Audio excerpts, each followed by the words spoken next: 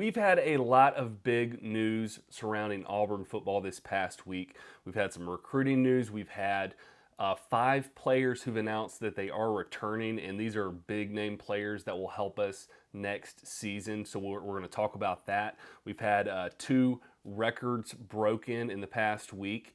One was in basketball and one was in football. And then we also had a player get invited to the NFL Combine. But the first thing I want to talk about is those players who are returning to Auburn next season. The reason this is such a big story is these guys can move on. One of the players there was some talk that they might transfer.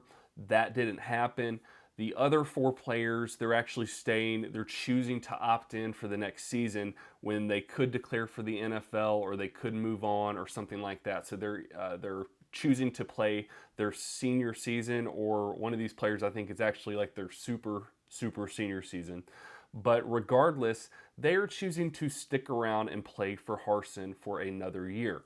And what that tells me as a fan is that some of our biggest players are buying in to Harsin's process. That is a very, very good thing, because if we have these guys who they've seen what another coach can do, they've seen Harsin this season, and they are choosing to stick it out and hang around and see what next year looks like because they don't want to go anywhere else, that only means good things for our coach and for our team. So they are seeing something from Coach Harsin that they like, and that is making them choose to stick it out for another season at Auburn. So let's go ahead and start with those 5 players. The first one is obvious, Tank Bigsby. He had a great season at Auburn, but there were some times throughout the season where we thought he was a little unhappy. And the reason for that is there were a few games where he was not utilized as well as he could have been. Specifically, I'm thinking about the South Carolina game and the Penn State game. He was running all over both of those teams. He could not be stopped. And for some reason, the play calling actually stopped him.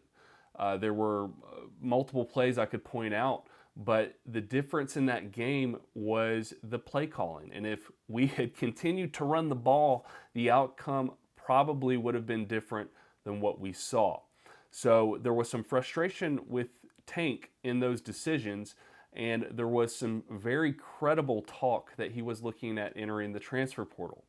I can't remember who said it, but somebody said one of the most impressive things that Brian Harsin and his crew did in recruiting was convincing Tank to stay at Auburn. And I have to agree with that, because I do think Tank is one of the most dynamic players, one of the best players on our team. So we are very fortunate to have him back for the 2022 season. The other 4 guys that are staying around, they've been with us, they've played, they all had very good seasons, and instead of choosing to go to the NFL or try to go to the NFL or be done with football or whatever their plans were past this season, they are choosing to stick it out for another year. And those 4 guys are Colby Wooden, Derek Hall, John Shanker, and Owen Papo. So all those are pretty big names.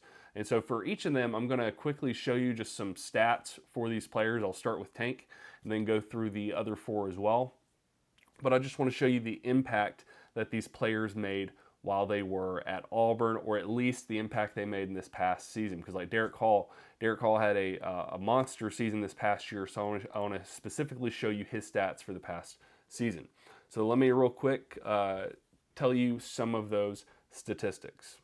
So first with Tank Bigsby, let's look at his last season, 2021. He played 13 games. He attempted 223 rushes for 1,099 yards, so he did break a 1,000-yard season. He had 10 touchdowns. His longest run was 51 yards, and just overall, he had an incredible season, and we are very, very fortunate to have him back. Jarquez Hunter is great, but it's good to know that Tank is going to be our number 1 guy. That's going to give Jarquez Hunter a little bit more time to develop and improve upon some of the things he did struggle with. So this is a huge, huge thing for our offense for the 2022 season. Next, for John Shanker, he had 33 receptions for 413 yards. That's a very big deal, and we'll talk about why that is in just a minute. He actually broke a record at Auburn, and we'll get to the details of that after we talk about these 5 players. But once again, 33 receptions, 413 yards. Owen Pappoe had a little bit different season compared to the other guys. Unfortunately, he was injured for a lot of the season, so his stats are not nearly what they could have been, and I think that probably played into his decision to stick it out for another year. But this past year, the 2021 season, he only played 5 games. But during those 5 games, he had 14 solo tackles, 9 assisted tackles, so a total of 23. And he also was able to get 3 tackles for loss.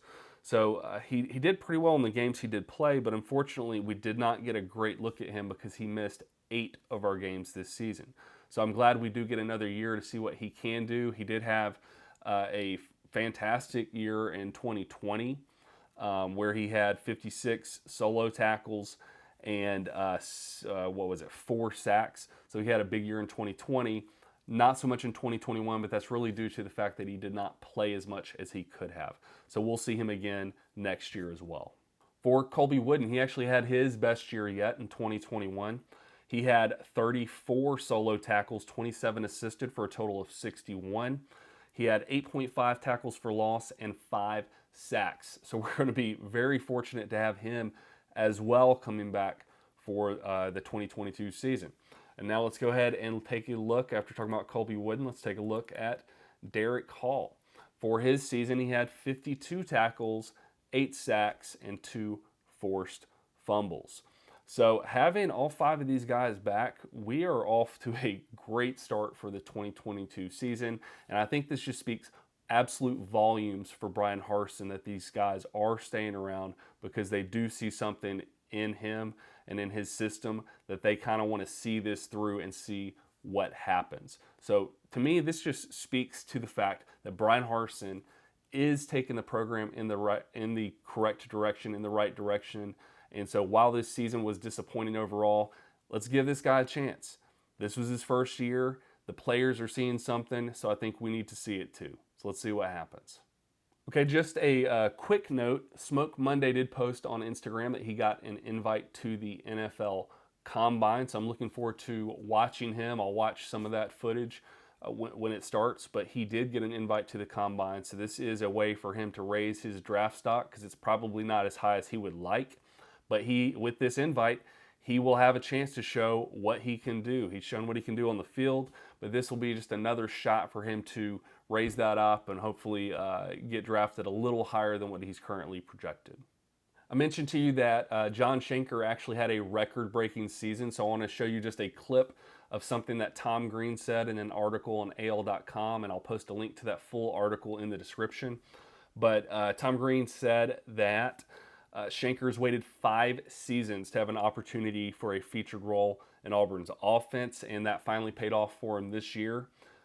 So during this fantastic season for him, let me quote Tom Green exactly, says, Shanker turned in the most prolific season by a tight end in program history, setting the record for most receptions and receiving yards in a single season. So he finished the year with 33 catches for 413 yards, and that is a record.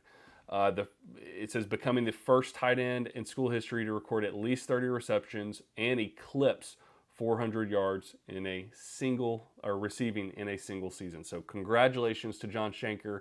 Very glad to have you back for the 2022 season. The final story is about Walker Kessler, and I'm sure you heard this one, but he also had a fantastic game, recorded a triple-double in the game against LSU. It says Walker Kessler posted the second triple-double in men's basketball history during Auburn's 70-55 victory against LSU. This is another article from AL.com. I'll post the link to this in the description as well. He had 16 points while blocking 11 shots and getting 10 rebounds. Initially it was reported that he had, I think, 9 rebounds, and they corrected this after the fact. But after the correction, he did earn a triple-double. So this is a huge, huge thing for Walker Kessler and for Auburn basketball. That's all I've got in this episode. Thank you guys for watching and kind of getting a recap on what's happened in Auburn sports and Auburn football in the last week. Thank you for watching, and I will see you in the next one.